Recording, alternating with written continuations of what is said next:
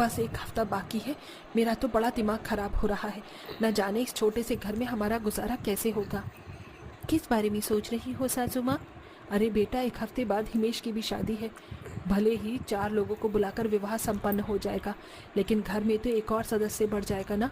इस छोटे से कमरे में एक बहू और आ जाएगी। पता नहीं हमारा गुजारा कैसे होगा। सही कहा माँ, इस छोटे से दरवाजे में एक मुर्गी और आ जाएगी, तब तो हमें और भी ज्यादा दिक्कत होगी। इस घर के मर्दों को तो हमारी चिंता ही नहीं है। हम लोग किस तरह अपना समय गुजार रहे हैं, इन्हें कोई फर्क ही नहीं पड़ता। खुद तो सवेरे ही अपने कामों पर निकल जाते हैं, घर में तो हमें ही रहना पड़ता है। अच्छा अच्छा बहू, चल ज़्यादा गुस्सा मत कर। मैं जयेश जी से बात करूंगी कि इस एक कमरे का कुछ जुगाड़ करें। अब तो वैसे भी नई बहू आने वाली है, तो इस कमरे में गुजारा करना मुश्किल हो जाएगा। सभी घर में चिंता में थे। जया ने रात को अपने पति और बेटों के लौटते ही उनसे कमरे के बारे में बात की, लेकिन उन्होंने उसकी बात पर कुछ खास ध्यान नहीं दिया। देखते ही देखते एक हफ्ता भी बीत गया और जया के घर में उसकी एक और नई नवेली बहू ज्योति आ गई। ज्योति अपने साथ कोई दहेज नहीं लाई थी, सिवाय एक बेड के, क्योंकि उनके छोटे से कमरे के घर में जगह भी नहीं थी। दोपहर के वक्त ज्योति की शादी हुई। दोपहर से शाम तक तो सब कुछ ठीक से हो गया, लेकिन अब रात आ चुकी थी और रात के साथ ही सभी की चिंता भी बढ़ गई थी। हम लोग यहाँ इस जगह सोते हैं। बहू, तेरा बेड आ गया है, तो तू एक काम कर, तू हिमेश के साथ इससे ऊपर सो जा और हम नीचे। माँ, इस बेड की वजह से हमारे सोने के लिए जगह ही नहीं है। एक ही बेड ने 4 लोगों की जगह घेर ली है। सही कहा, यहाँ हम 4 लोग सो जाया करते थे, लेकिन अब तो समझ ही नहीं आ रहा कि हम कहाँ लेटे। माँ, हमारा घर छोटा है, तो हमें किसी तरह एडजस्ट करना होगा। एक काम कीजिए, आप सभी यहाँ हमारे साथ बेड पर ही सो जाइए। मैं, बाबा और आनंद भाई, हम तीनों घर से बाहर खाट पर सो जाएंगे। जया के पास और कोई चारा नहीं था। उसने अपने बेटे की बात को मान लिया। हिमेश, आनंद और जयेश ने घर के बाहर खाट बिछाई और वो सभी वहां सो गई। बेड पर जया, ज्योति, हिमानी और सुष्मिता सोने को लेट गई। सभी को कुछ ही देर बाद नींद आ गई, लेकिन ज्योति का मन उदास था। वो नहीं सो पाई और मन ही मन में सोचने लगी, ये किस तरह का ससुराल मिला है मुझे। पहले ही दिन मुझे मेरे पति से दूर कर दिया। हे भगवान, 4 बड़े लोग तो इस बेड पर फंसे रहे हैं। मेरे पास तो करवट बदलने की जगह भी नहीं है। सारी रात ज्योति ऐसे ही तंग होती रही। बड़ी मुश्किल से उसे कुछ देर की नींद आई, लेकिन तभी मुर्गे ने आकर सभी को जगा दिया। सुबह उठने के बाद सभी एक एक करके फ्रेश हुए और फिर आई घर को साफ करने की बारी। सुष्मिता भाभी, जरा आसपास देखिए कितना कूड़ा कचरा हो रहा है और सामान भी ऐसे ही बिखरा पड़ा है। घर को संगवा दो ना, हर काम को बोलना पड़ता है। हिमानी, मैंने सभी जगह देख लिया है। इस बिखरे हुए सामान को रखने की कहीं जगह नहीं है। हम घर के पुराने सदस्य ही किसी तरह अपना सामान यहाँ एडजस्ट करते थे, लेकिन अब 1 लोगों का सामान और बढ़ गया है, तो मेरी समझ ही नहीं आ रहा है कि इसको कहाँ एडजस्ट करूँ। सुष्मिता की बात को सुनकर ज्योति ने खुद ही अपना सामान उठा लिया और उसे रखने की जगह ढूंढने लगी। हे भगवान, मैं इस सब को कहाँ पर एडजस्ट करूँ। इस छोटे से घर में कहीं एक भी जगह नहीं है। माँ, बहू, इस सामान की जगह मैं बना दूंगी, तू परेशान मत हो। जा, तू जल्दी से जाकर पहली रसोई की रस्म कर।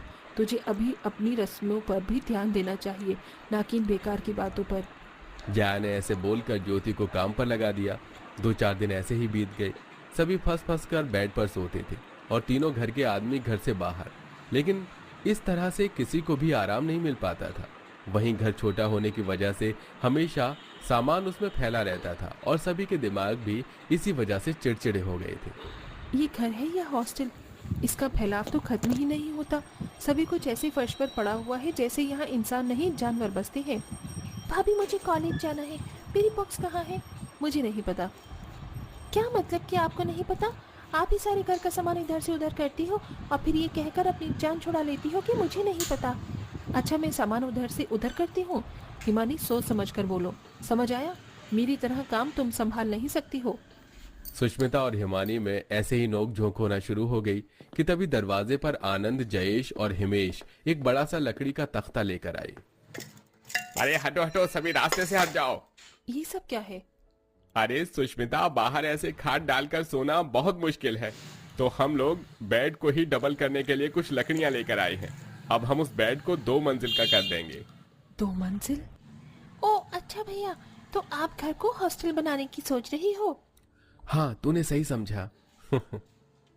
दोनों भाइयों ने मिलकर ये दिमाग दौड़ाया था। उन्होंने अपने नॉर्मल बेड को लकड़ियां वगैरह लगाकर हॉस्टल वाले 2 बेड्स में बदल दिया।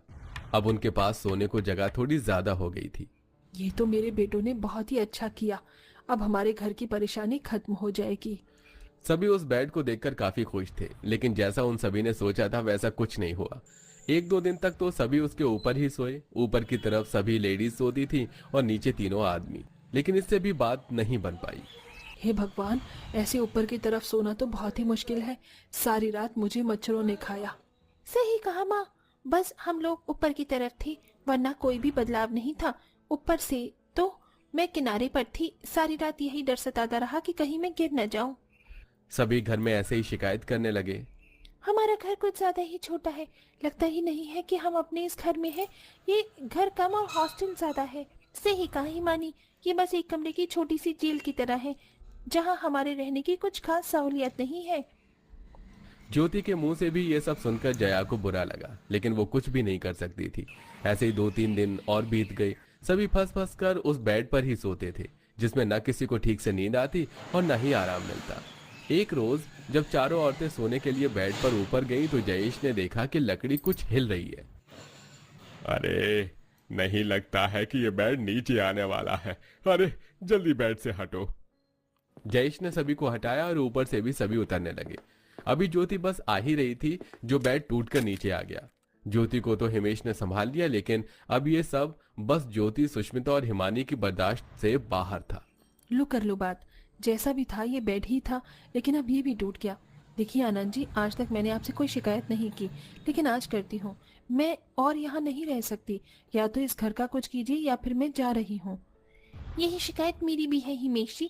जब से मैं इस ससुराल में आई हूँ, आपसे अकेले में तो बात करने का भी वक्त नहीं मिल रहा है और न ही चैन की नींद आई है। मैं तो थक गई हूँ। अब मैं और ऐसे नहीं रह सकती। या तो आप इस घर का कुछ कीजिए या फिर मैं भी चली जाऊंगी अपने मायके। अच्छा, ज्यादा गुस्सा मत करो, हम समझ गए। भैया, हम कल ही बैंक से लोन की बात करेंगे। हमारी पत्नियां, माँ और बहन सभी यहाँ परेशान ही रहते हैं। ठीक है, मैं समझ गया। आप सभी बस कुछ दिन और ऐसे एडजस्ट कर लो। जल्द ही मैं इस कमरे के घर की दिक्कत को खत्म कर दूंगा। हाँ बेटा, जरा इस काम को जल्दी ही करना। अब मैं भी ये सब कुछ और नहीं झेल सकती हूँ। दोनों भाइयों ने अब मन बना लिया था। आज अपने छोटे से घर में हो रहे कबाड़ को देखकर उनकी आंखें खुल चुकी थी। दोनों भाइयों ने अगली सुबह होते ही बैंक से लोन की बात की और बना बनाया एक घर ले लिया, जिसमें कई कमरे थे। अब सभी अपने अपने कमरों में रहते थे। जगह भी खूब थी, तो घर में फैलावा भी नहीं होता था, जिसकी वजह से सभी का मन भी खुश रहता था। और अब सब कुछ ठीक हो चुका था। क्या दोस्तों, आपने भी इस कहानी की तरह ऐसी कोई परेशानी झेली है? कमेंट करके हमें जरूर बताइएगा।